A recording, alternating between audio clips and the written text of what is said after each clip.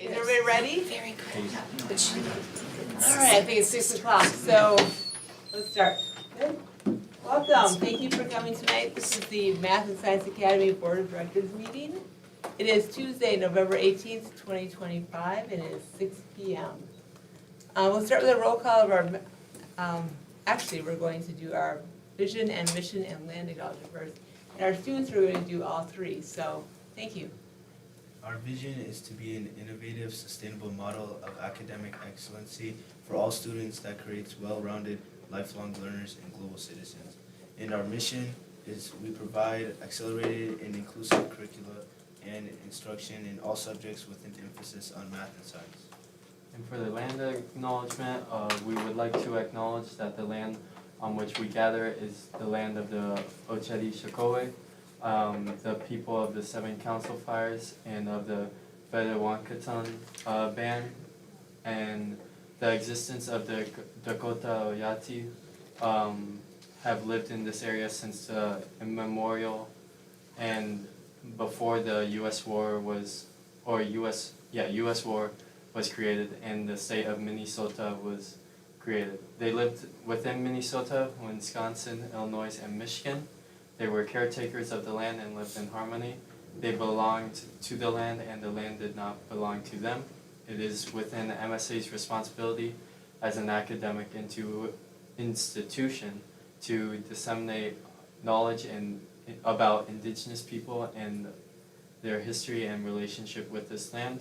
MSA works to build a relationship with Indigenous students and their families through academic pursuits and historical recognition. Thank you. We'll do a roll call of our members. Kari Kerner, here. Brian Linsmeyer. Here. Sarah Harms. Here. Jen Nice. Here. Isaac Leonardi. Here. Mark Gresseth. Here. Leanne Ahmed. Here. Mary Yap. Here. Maggie Bafrui. Here. And our student reps, Sega Shabatu. Here. And Ryan Cunningham. Here. Thank you.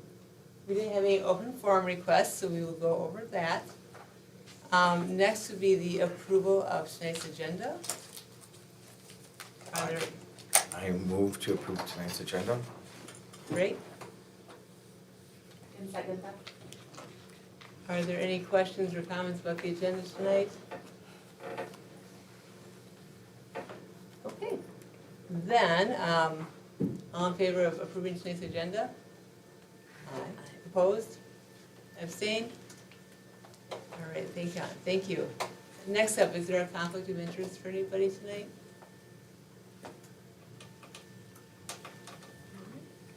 We'll go by that then.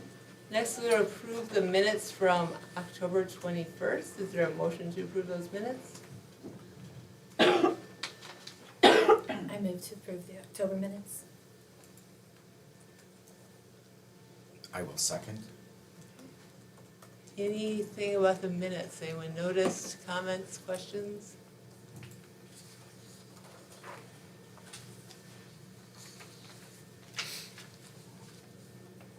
Kudos to all our secretaries for such a good job of taking minutes.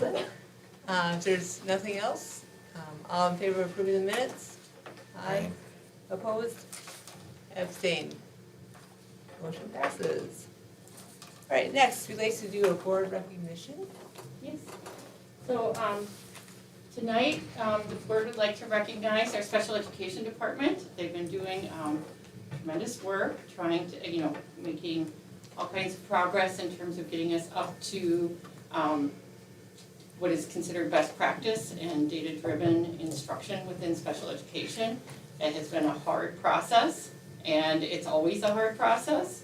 So we appreciate their steadfastness, and this is just a sampling of the group. There are more, but we appreciate you coming out tonight and being recognized for all of your hard work in terms of making sure that MSA is in compliance, and not just in compliance, but excelling with our special education students.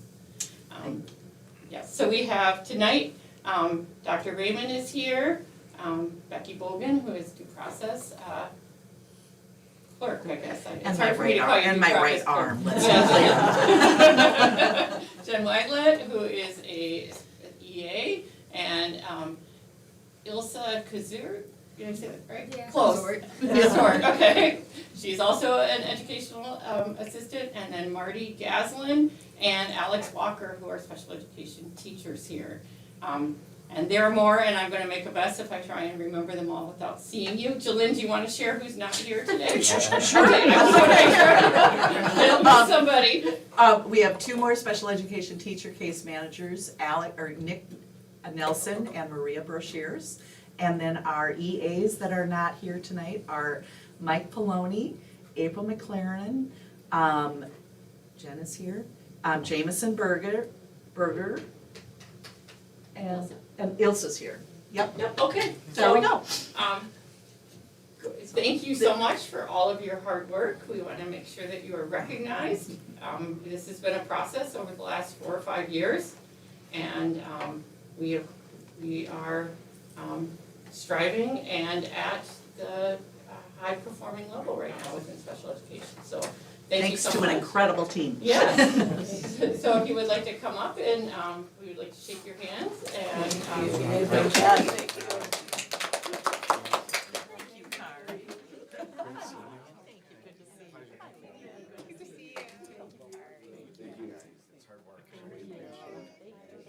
Thank you.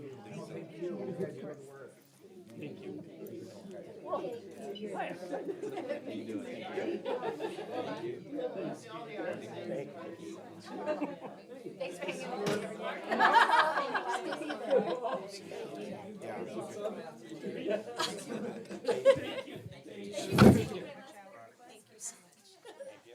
Oh wait, don't go back to that because I want to take your picture. So everybody come on back up. Rewind. Everyone back. I'm gonna make you guys world famous.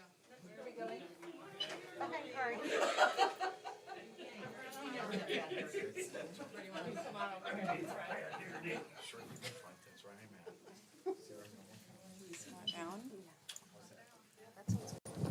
Down in front?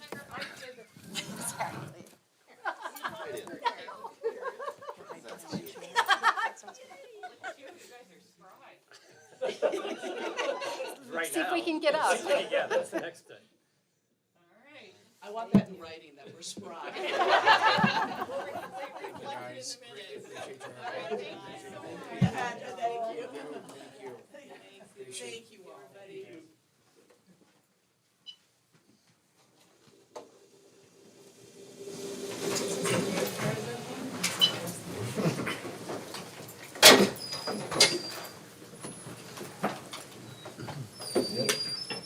We are fortunate to have such a wonderful special education department. Yes. All right, next, our consent agenda. Is there a motion to pass the consent agenda? I'll move to approve the consent agenda.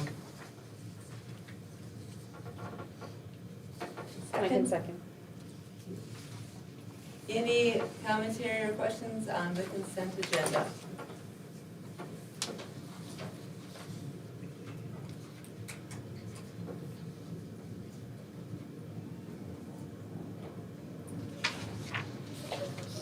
Second round, any questions? Okay, then let's, all in favor of approving the consent agenda? Aye. Opposed? Abstained? Motion passes. Great, next, students, we'll hear our student reports from Ryan and Sega. One thing that me and Ryan thought that's very important to recognize is that November is Native American Heritage Month, and that's something we thought that's very important to recognize as well. Honestly, this past month, I think everyone's getting bogged down by work, so not much has been going on. I know yesterday and today is basketball tryouts. I know FNN has been going pretty well. I spoke to one of their leaders and they said it was going decently well. And yeah. Ryan, for the audience who may not have already seen, will you explain what FNN is? Oh, okay. So FNN, it's a student-led club, and what they do is they will make videos every single week, editing, writing, pretty much everything, and they will cut it down to about a 7-minute video, and they will send it to advisories every, I believe, Monday morning. And then the students are allowed to watch them, and they're pretty fun. They have like weather reports, what's going on in student life. So yeah. Awesome. Thank you. And it's on the website too, isn't it? Or is it in the daily announcements? It's in the daily I know I've seen it a couple of announcements. times and clicked on the link and watched when I Yeah, get they do time. a really nice job. They've done amazing. Yeah, if it's not on the website, I can see if we can link them up in there, because that would be a nice thing for people to be able to watch. Well, yeah, I'm thinking of the community members that don't get the announcements, that it would be a nice thing to see. Absolutely. It's a great way to showcase MSA as well. So they're just do a really nice job. I love their creativity. This is wonderful. Great, thank you guys for sharing it. It has been busy getting, halfway through the semester now? I think so. Yes. A little Yeah. over halfway. Yeah, it's going fast. All right, thank you. Next is the board reports. Also not a lot to share. It is Give to the Max week. So Thursday is the official Give to the Max day. MSA is doing a capital fundraising campaign. And first of all, I just want to say to the fundraising committee, they've been doing a great job. They've been meeting a lot to get this underway, and they've come up with an amazing campaign called Brick by Brick. And instead of just giving money, what everyone can do is, if you want to buy a brick, you can purchase a brick for $100, and that brick will go into a patio or a pathway at our new campus to be immortalized for all time as the founding members of MSA. So it's a really neat campaign. You can buy a brick, you can buy a larger brick for $300, you can buy add-ons, we all love our add-ons, right? You can put a little symbol on there for the extra donation, but I think it's really fun. So once again, the committee did a great job. I'd like to shout out to Justin Gearing, who did a lot of this work.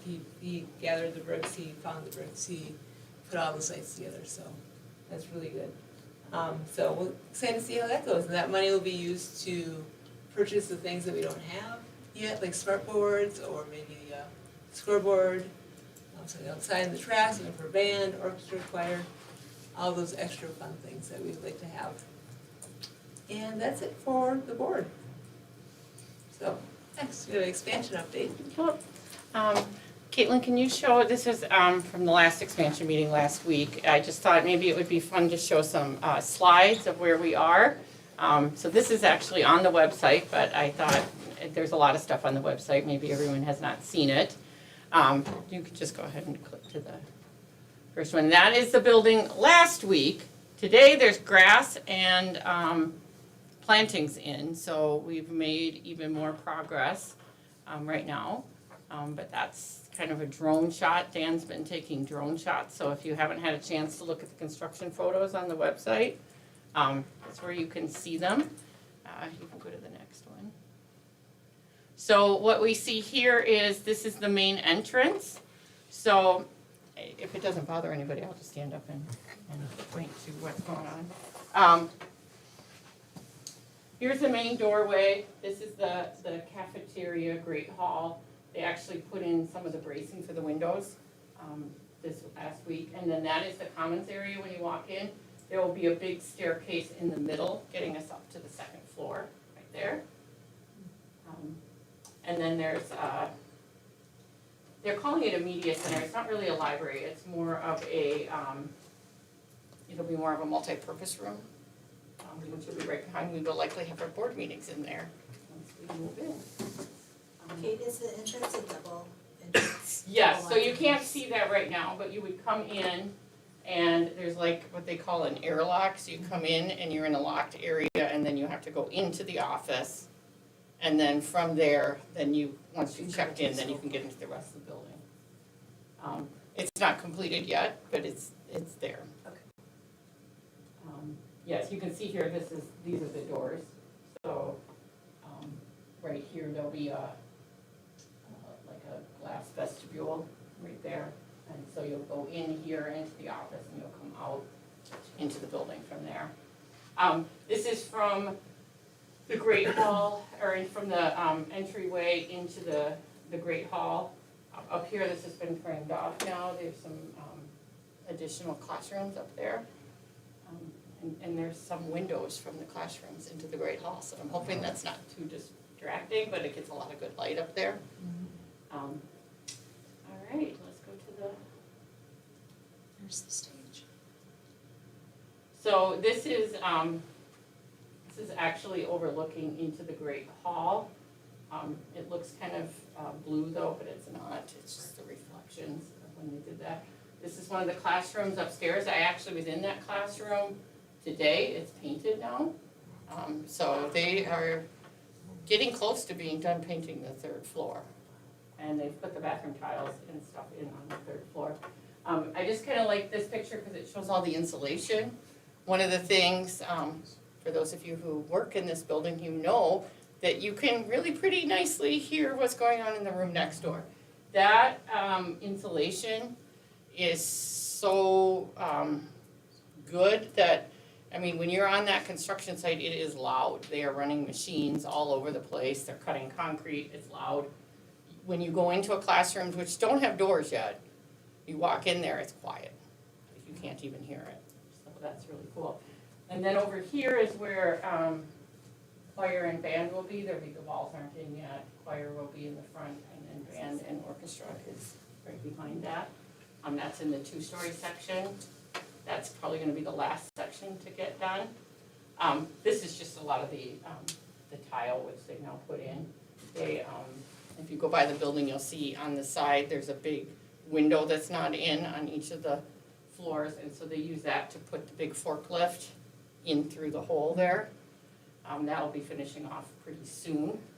I know some people are excited about those are the single bathrooms, so all of you would go to use the potty all by yourself. So no gender, like female, male? It's just individual little, they call them toilet rooms. They've actually tiled them now. It should be pretty nice. When you stand in the hallway at the tops of the stairs, they're right there. So, and it's pretty much open. There's a sink that's got a half wall, and then you can see in. I know a lot of the administrators are excited because we cut down the nonsense that goes on in the bathroom. Yeah. Because bathrooms seem to attract nonsense. So that's kind of where we are. This is from last week. Right now, the tile is all in on the floor and on the walls in there, and they're painted. So they're going fast.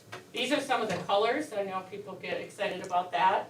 On the third floor, the walls will be primarily white in the hallways, but each, when the classroom doors are set back, and so in that little nook where the classroom doors will be the darker color.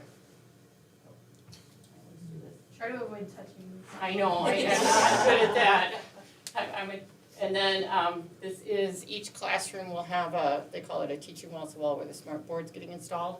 This will be the accent color on the third floor. On the second floor will be green with the light green, and in the classroom portions of the first floor will be the blues. Not in the main open parts in that big common entry area, in the cafeteria, in the gym, those colors will be primarily our school colors. They call them the branding colors.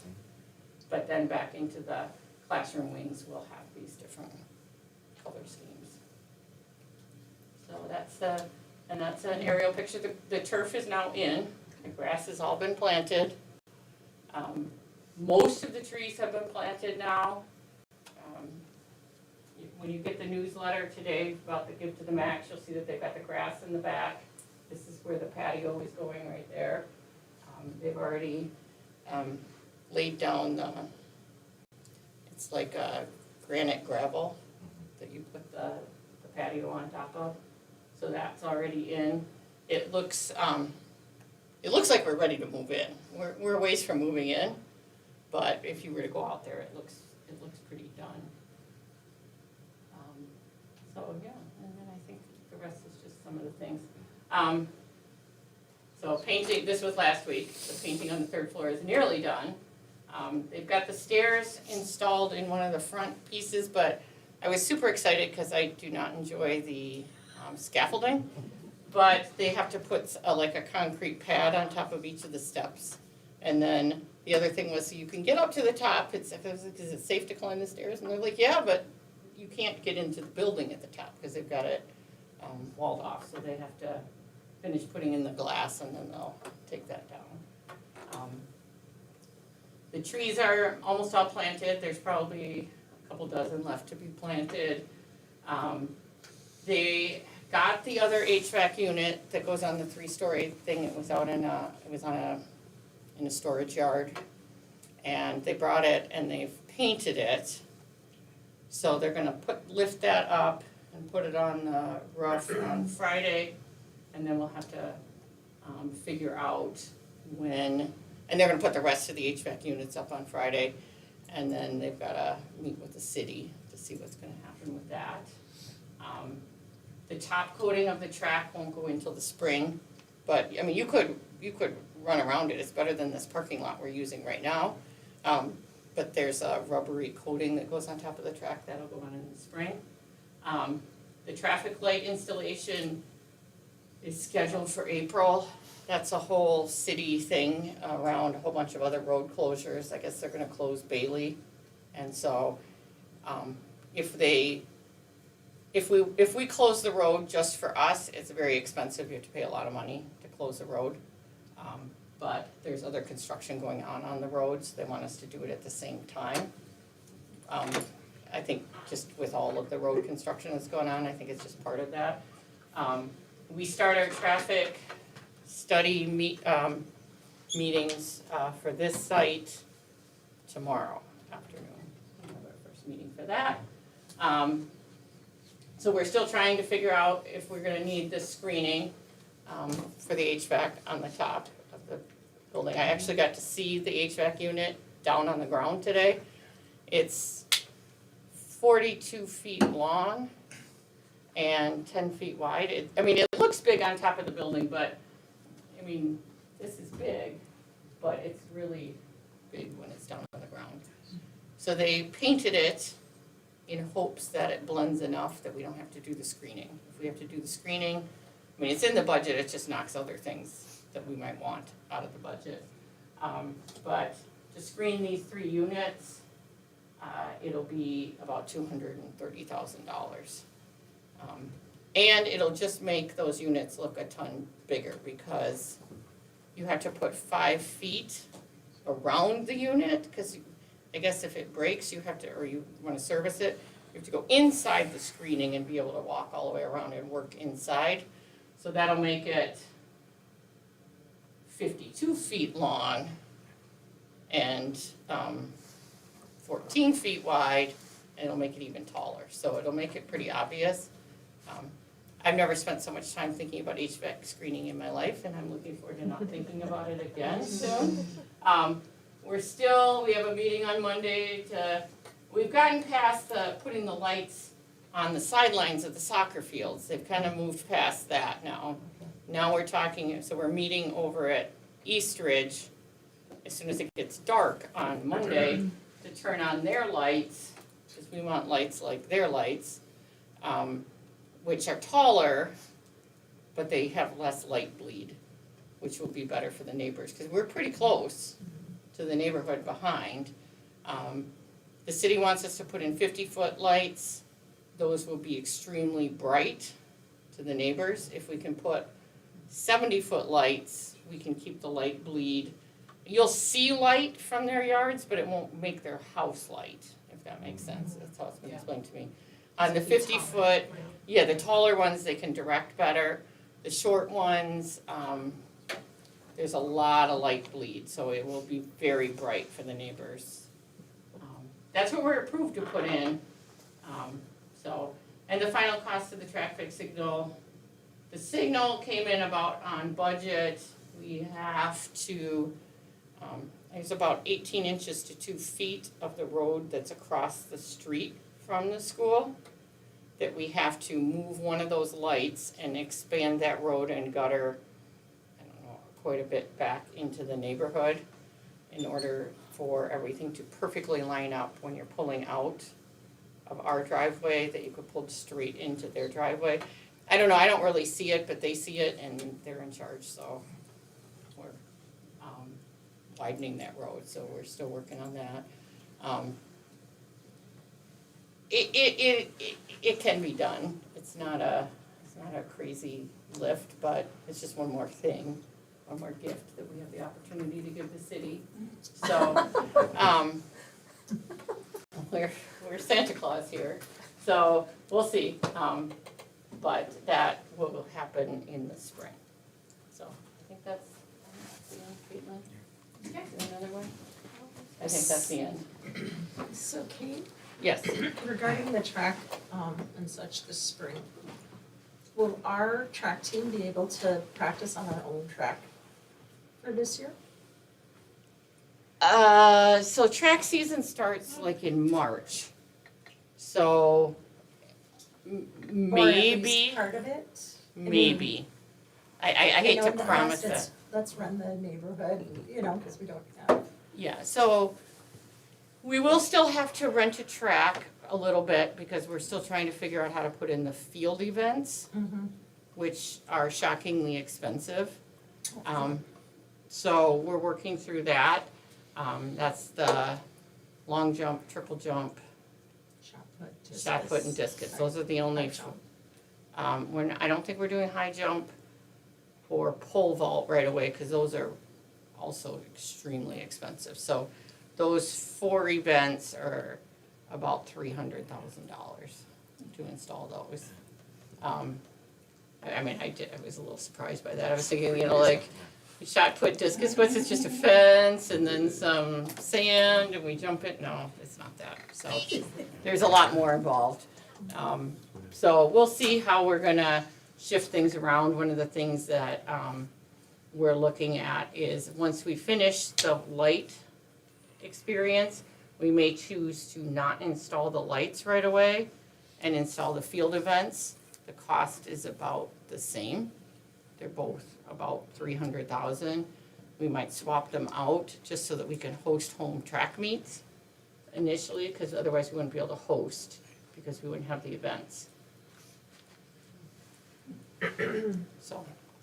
May I just send you a comment? I know when Eastridge put in theirs, they are delicate with that stuff for the curing time and stuff, so they'll probably, I think Eastridge was 6 to 8 weeks after they put it down before they would let anyone walk on it, let alone wood. So I think they'll probably say, Yeah.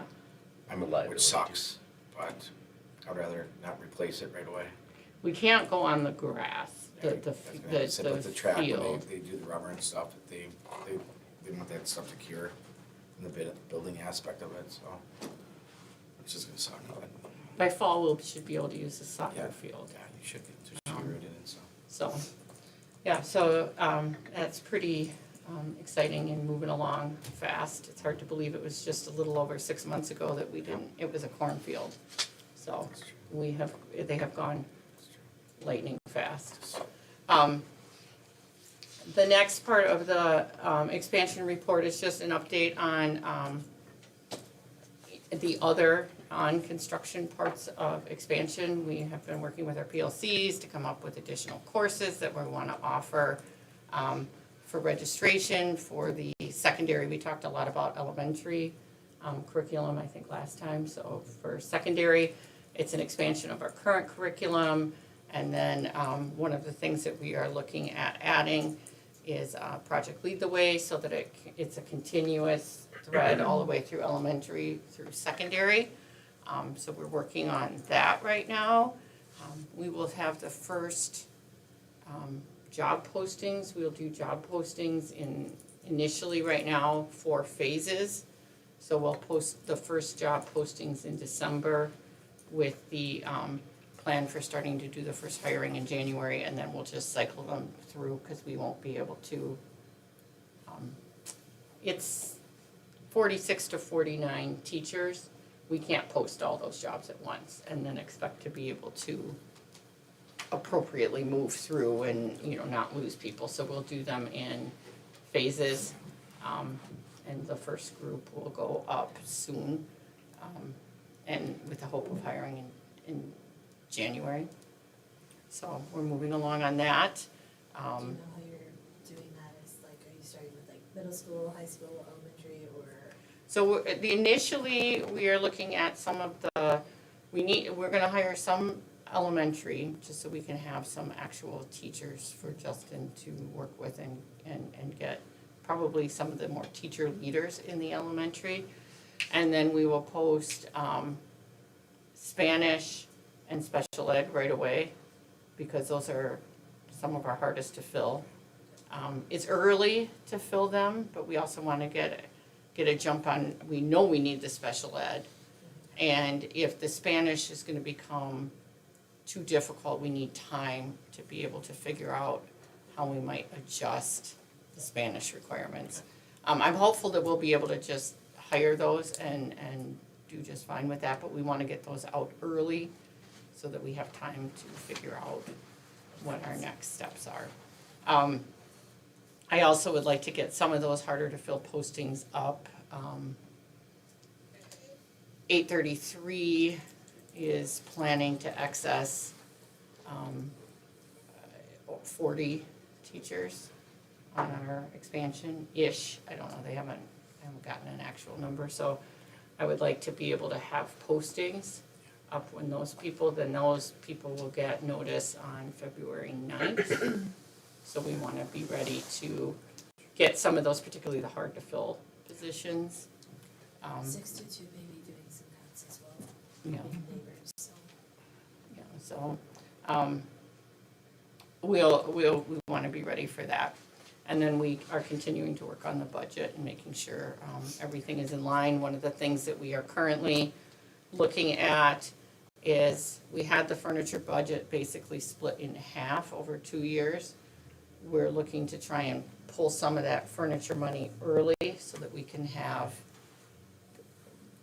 new furniture or furniture that we want. We're not having to use much of the old stuff that we have some old furniture it is not in great shape here. So we're just trying to take a look at doing that. We have given the budget to the architects and the JB Bing people. They're doing what they call value engineering, which is figuring out what our options are within our budget. And so I hope to have something to look at and share in the next few weeks. Yeah, I have a question about the hiring. Will your current staff have the ability to express interest in those roles, or is there a bidding process?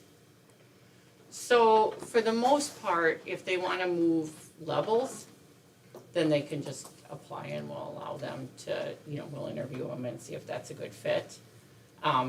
The other positions, they would all be lateral.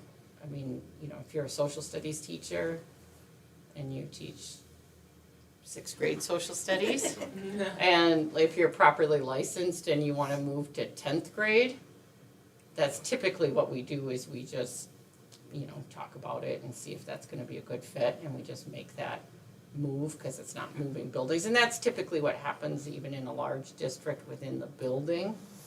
So we would be addressing it kind of that way.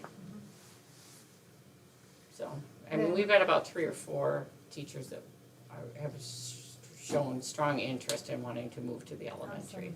Awesome. So we're I think excited that about would be that. helpful, and when Justin expressed one of the challenges and opportunities of building the culture of a whole new school, to have some folks Right. that are from the existing culture would be really helpful. Yeah, and so that's one of the things that we really are happy that we'll have some that will be able to move. Okay. And then my other request, I guess, is could we get these expansion report updates, and it's a lot about construction and curriculum. Could we also have a third item standing on your project budget? Is it a specialized budget, or is it maybe updates on the capital campaign or updates about bond obligations? I just feel like we don't get enough information separate from your finance report that's specific to the expansion. Yeah, we can do that. All of those reports are in the building company. Mhm.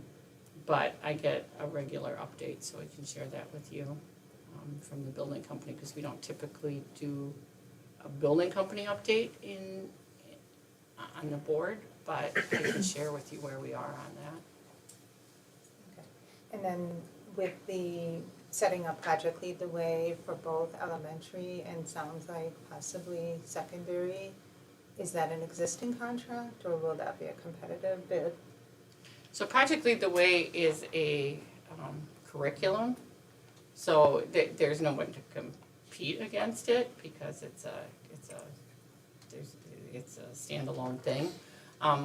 What we have done is they have a lot of grants in terms of the setup, so we've applied for, I think, 4 The grants. state supports Project Lead the Way in some capacity? Well, the grants right now, they have supporters, like I think Lockheed Martin is supporting these grants right now. It's a rolling grant process, so once let's say if we didn't get these grants, they have other Project Lead the Way grants. They're not coming, it's a nationwide program, so they get funding, they do a lot of their own fundraising. And it seems to me though that there are other curriculum companies. I know Project Lead the Way is maybe a blend between being private and public sector. I don't know, but wouldn't some other curriculum companies say that it should be a competitive process or no? So what you would have to put out to bid, it would be if there was, curriculum is hard because you select a curriculum, but it usually comes from a single vendor. Mhm. And so, like, nobody else will sell Project Lead the Way but Right, Project Lead the Way. single source, but Yeah, to choose Project Lead the Way, that doesn't have to be competitive. I'm just trying to understand how, so because we there would are go, other curriculum companies right, but we out there. we don't typically, we select a curriculum based on the curriculum that we think is the best for what we are looking to do. And then, we make sure it's in budget, but there's a lot of less expensive curriculums that are not as good. I just wanna make sure that we're sure that we don't have to bid competitively. Yeah. Yeah, there's that, and I know like NSTA, National Science Teachers Association, they really promote that one as being a very high quality, high standards, high feeling into the science fields. So it's like almost a natural flow into the Sure, business sure, I just market. wanna make sure that Yeah, I know we're what you're saying. governing and if it Yeah. needs to be competitively bid, that we're doing that. And Dr. Sharks has done a great job of vetting all the different curriculums that are out there and finding the best one. And I think with curriculum, that's a choice that the school can make. We don't need to govern that, that'd be a management choice. If it's gonna be a contract though, or? It's not a contract, but you'll have to approve the purchase when we come around to purchasing it, because it will be more than $20,000. Yeah. It will be so that will come. We haven't purchased anything yet, but that's what we're leaning towards at this point. Okay. Thank you, Kate. Sure. Do you want to just go right into your ED report? Yep, so the other thing that we wanna look at, it's November, so it's time to look at what used to be formerly known as World's Best Workforce, which is now Comprehensive Achievement and Civic Readiness. And yes, I have to look every time to remember that. So last year, we had 4 goals. We had a 2-year goal of achievement gap reduction in the 8th grade to get the gap between Black and white students to 10 points by 2026. We have not yet met that goal. The college and career readiness goal was met. That was ACT scores. The graduation rate was met. That was at least 95%. and all students that are prepared to be lifelong learners. That is a new goal that has part of the CACR. And that was to make sure that all students are prepared for that's the civic readiness goal for life after high school. And that goal was met by monthly guidance lessons in advisory targeting age-appropriate college and career readiness. Our strategies that we used, this is for the last year, was staff development and training on how to make instructional decisions that improve academic performance, that all staff would receive 15 hours of MTSS training, and that we would complete an equity audit and implementation of strategies to improve noted gaps in performance. So that is the report from last year. And then we have new goals, which are in here. Those are the 25. So those are the new goals. And so for achievement gap reduction, we are looking at all racial demographic groups. The committee wanted to take a look at all groups and make sure that in grade 8, they outperform their peers, so their same demographic peers, by at least 10 points on both the reading and math test. So that was a bit of a shift. And then the ACT goal and the graduation goal remain the same because those are still important goals for us to meet. And then we will continue with the targeting college and career readiness through advisory courses. And the change in the gap, or in the strategies, was that MSA will monitor and update the equity audit data and implement strategies to improve the gaps in performance. So we're gonna take a lot of that data and update it in the next couple months to see if where our progress was, and then what additional strategies we need moving forward. So we'll probably have a report on that in January, I expect. Yes, Can I make a request? yes. Can we title these the same way? I mean, just the way they're laid out. It's just a, do you understand what I'm saying? Can we format them the same way? Sorry. My copy was a long time ago today. This was. Sure.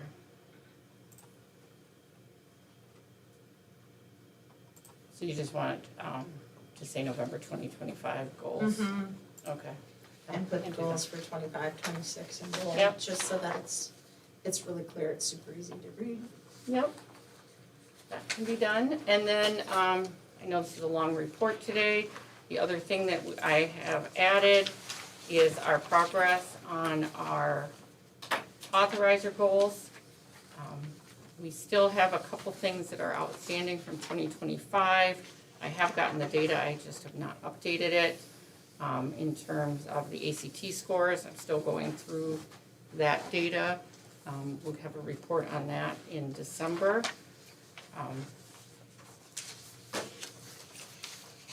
But the other noted thing, we still have not met the achievement gap reduction goal yet.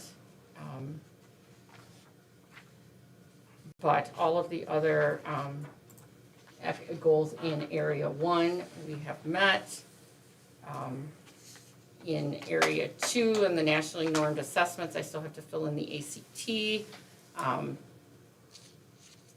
We did not, we still are a little behind on the math. We did get the PSAT scores back from October.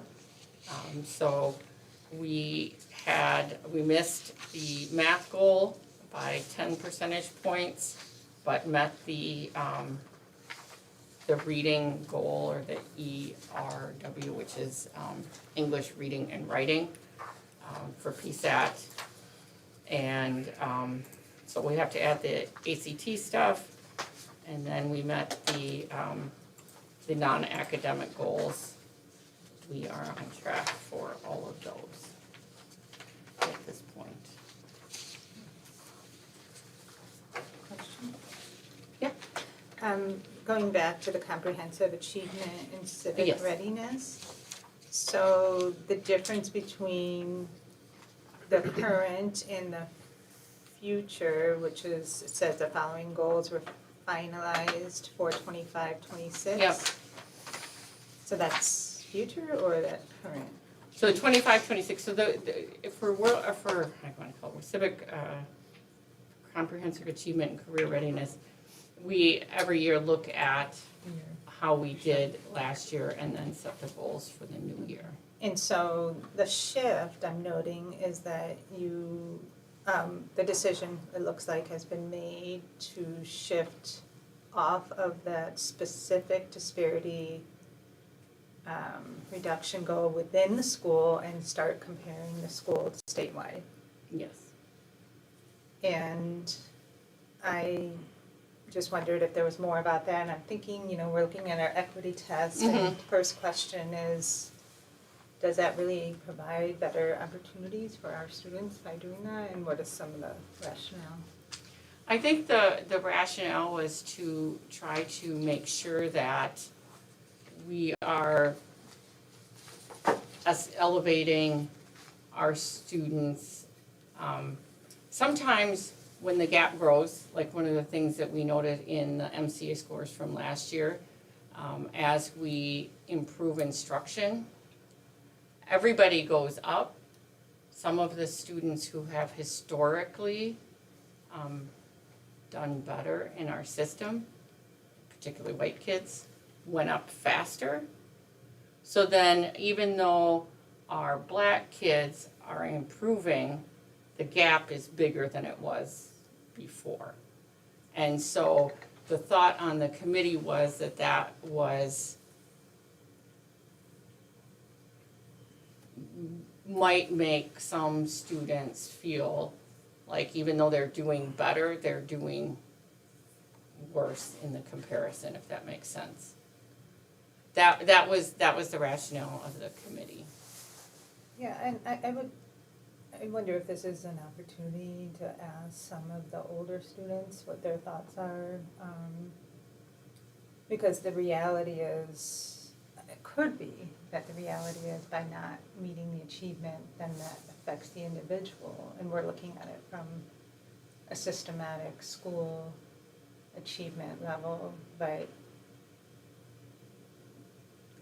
I don't want to unduly cause harm for the students and their opportunity to reach their full potential based on the results of an ACT score, an SAT score, or being better prepared for college by having higher reading scores, et cetera.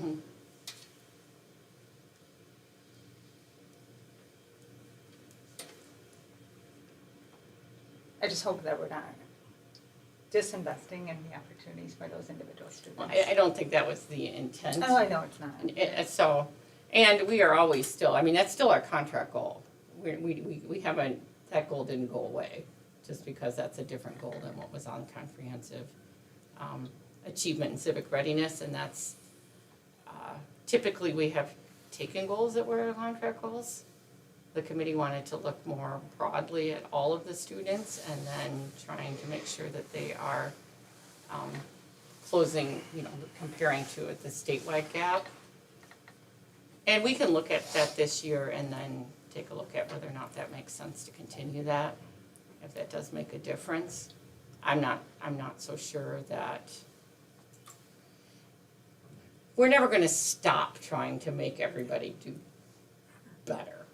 We're not gonna say, well, we did good enough until everybody is proficient, then, I won't be satisfied. I think, Leanne, to your comment about the individual students, that's where the MTSS comes in. This whole system of support for when an individual student is struggling, they're being supported to be at their best that they can get to. So best practice is good for everybody, right? But I appreciate your questions. The last thing, if there's no other questions, I know it's been a really long report, so I apologize. It's a lot of things in there. The last thing is just an update on strategic planning. There have been several meetings. We have a survey now on desired daily experience. We just got that in this afternoon. That will go out to staff, students, and families in the next several weeks. And so there's a couple iterations of that as we move forward in building our desired daily experience. So those surveys will be coming, and that's the next step. And then we'll refine the desired daily experience. The desired daily experience will drive the rest of the strategic plan. So if we kind of think back to when it was first presented, the core of what we want to do is make sure that that daily experience for everyone involved, staff, students, families, is at the highest level. And we are defining what that desired daily experience will be. And then we will work and measure against metrics on that process. So we are partway through. It's likely going to be close to March before the strategic plan is finished. I have a quick question. Sure. What is the significance of, with the achievement gap of grade 8? As There- someone it's who's just- not in education. There is not any particular significance. It's just the end of middle school. And by the time, we have a lot of goals here that we measure in high school. Sure, So, yeah. some goals could be seventh grade, eighth grade. Sixth grade is hard because they're just coming in. Sure. So we like to give as much time to make that progress. We track all the grades though. It's just, we have so many that it's better just to focus on one that's easier to measure. And then I think something like, as Leanne's questions got me thinking, with the different bar now of, from 2024, 25 to now, this new one, do we feel like if we are, comparing ourselves for all demographics, which I think is good, we have a measure and push for all of our demographics, all of our groups of kiddos to do better. But do we feel specifically for Black students in particular that this bar is going to be set lower now that we're comparing against the state instead of within our group, which is a high achieving group of kids within MSA? Do we think we're lowering that bar for our Black students? That was not my feeling about that. That's not the way we will conduct ourselves here. Sure. But I do think that looking at, and maybe 10% isn't, I would think that would be the minimum that we would want to be ahead. Oh, for sure. It depends on the demographic as to how far ahead we would end up being. We always want to be ahead of the state, and typically we are. It's just a matter of how far ahead. So that was a common number for all demographics. In order to close the gap, the African American kids are going to need to be going faster than the other kids. Do you think there's gonna be a specific strategy put in place to make sure that rate can be achieved? So what we do, the strategy comes through multi-tiered systems of support. So what we do is we identify any child that is not meeting the standard, and then work additionally with them through a variety of different strategies. Okay. So it's not a specific, we're gonna round up all the Black kids. It's, we're gonna round up all the kids who are not proficient and then give them additional support. So in middle school right now, we have a math support class that we're running for all students who are not proficient. We have students in 6 through 8 in that group. the biggest push is in 7th grade right now for them because we're doing a huge reading push in 6th grade. So we still, if you're not proficient in reading after 6th grade, then we continue that reading support, but then we are adding in the math support. There are some students in 6th grade also in math support. It's a lot of, our math teachers work really hard at going through the data on how they've performed on a variety of different measures, including the classroom and then standardized tests, FastBridge, we do an IXL screener, and then the MCA. So we do identify any kid who, or any student who is not proficient, and then whatever demographics that works out to be, we work with those students. So yes, students who are not proficient at a higher rate will be in that class at a higher rate.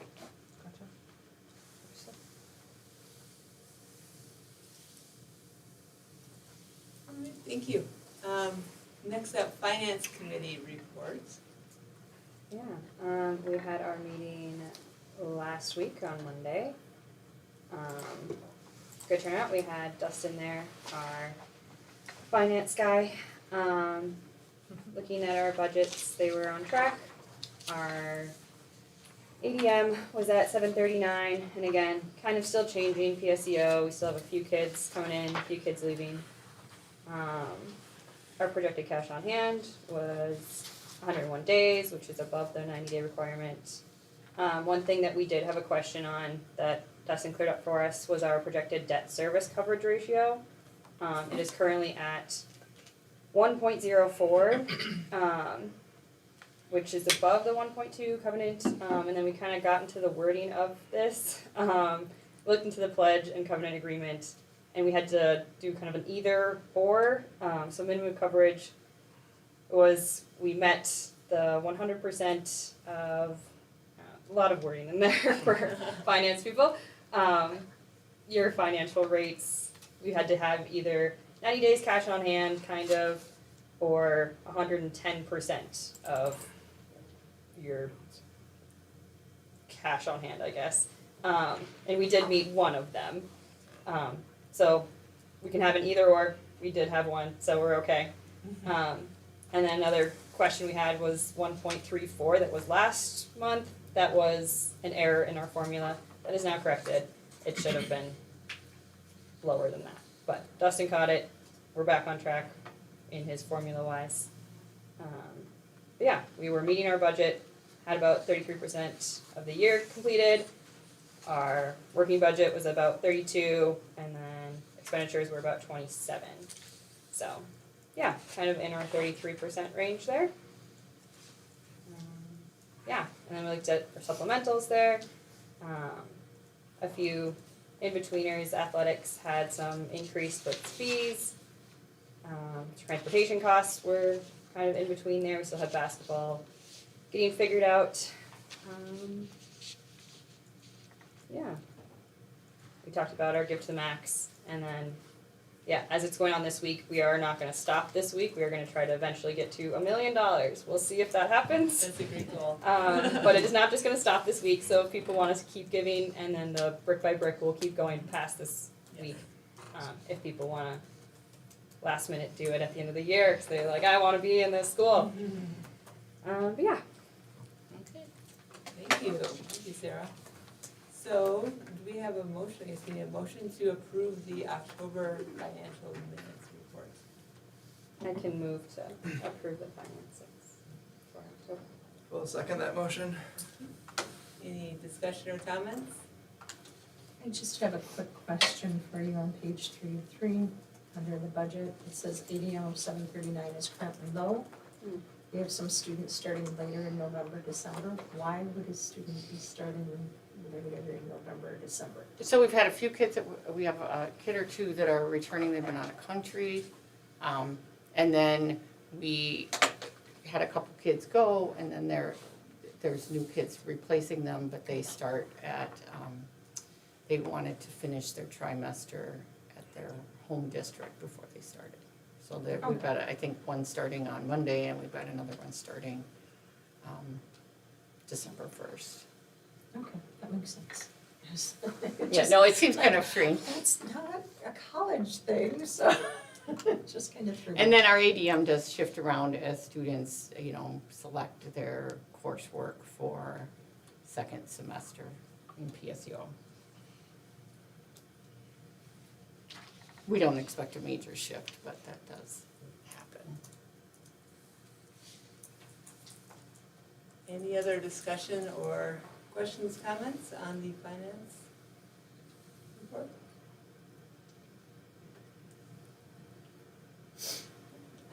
All in favor of approving October's finance report? Aye. Opposed? Abstained?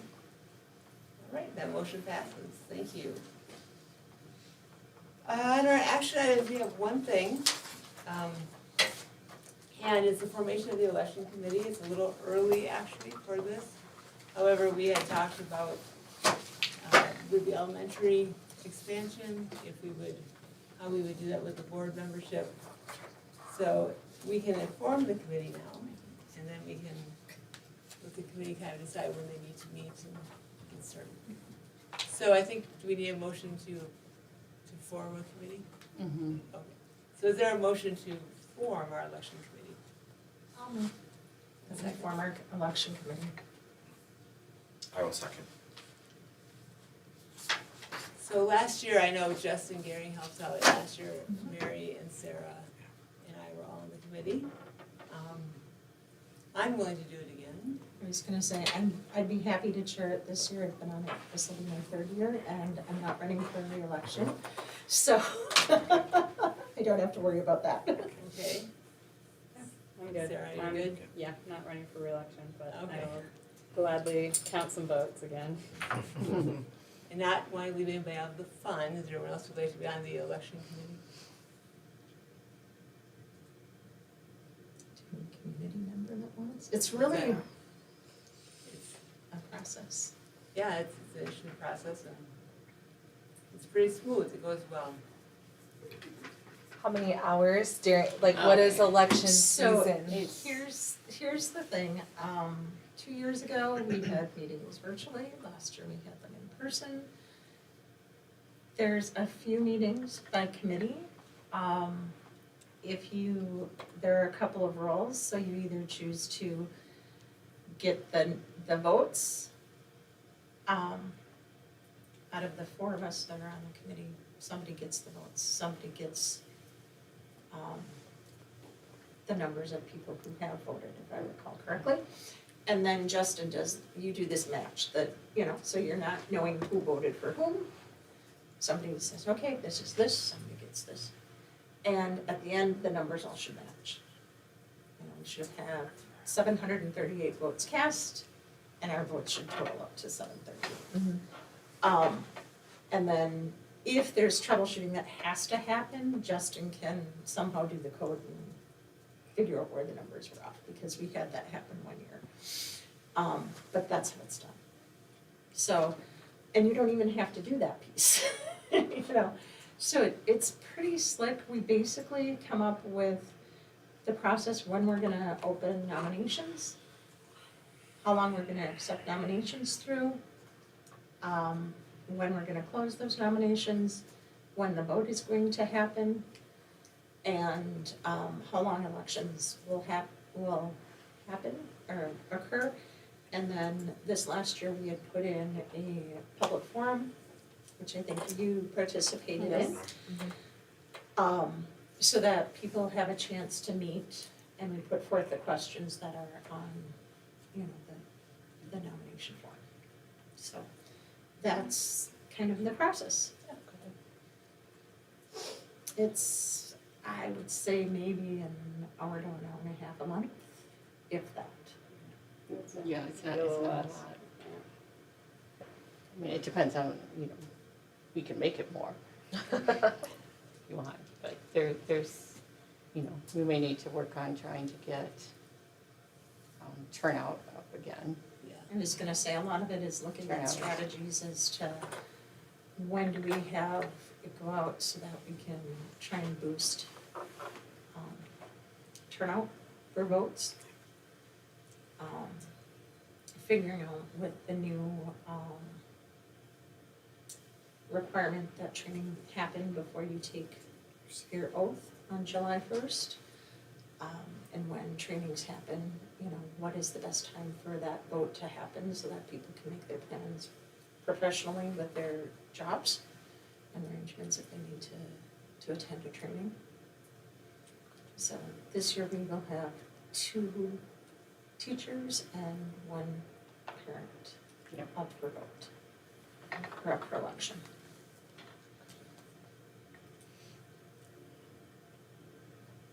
Any other questions about the committee, about wanting to make it a 4 or 5, 6 person committee? We have to keep, it Yes, can't we be have to 5. find under I It was can only be 4. kind of see how many people wanted to get in here, but, Quorum. I think we're good. Is there anyone else who had interest or questions? So what was the we're looking for 5 total seats? No, I Oh, was no, sorry, it I has was to be- sorry. No, it I has was to talking be Ascot. 4 tops. It has to be Yeah. 4, gotcha. Max of 4 on the board, because if we hit 5, then we could get quorum, Sure. Oh, Yeah. if they're board members. I mean, I'll be on it and Justin's on it, but we don't count towards quorum. I can step into the election committee. Do you need any more? That I would think be- that'd that'd be, be- that'd That's be, four. that'd be, That's that's 4. 4. Unless Yeah. you wanna duke it out, Leanne. Okay. All right. Well, you are doing the policy, so I can do it if you Well, prefer. You wanna do election? I'll do election. Okay. All right. So, great, so I guess we need to then, all in favor of the election committee being formed, and it will be Mary and Sarah and Leanne and me. All in favor? Opposed? Abstain? Okay, sounds good, thank you. So we have some future items coming up, the audit is done, it's here, we'll look at that in December. The board's policies reviewed, the board self-evaluation, which we did, we'll come back to that at our December workshop. And we'll make sure that all training is needed, that we have training options available. Anything else? So, is there a motion to end our meeting? I can move to adjourn. I can second. All in favor? Opposed? Abstained?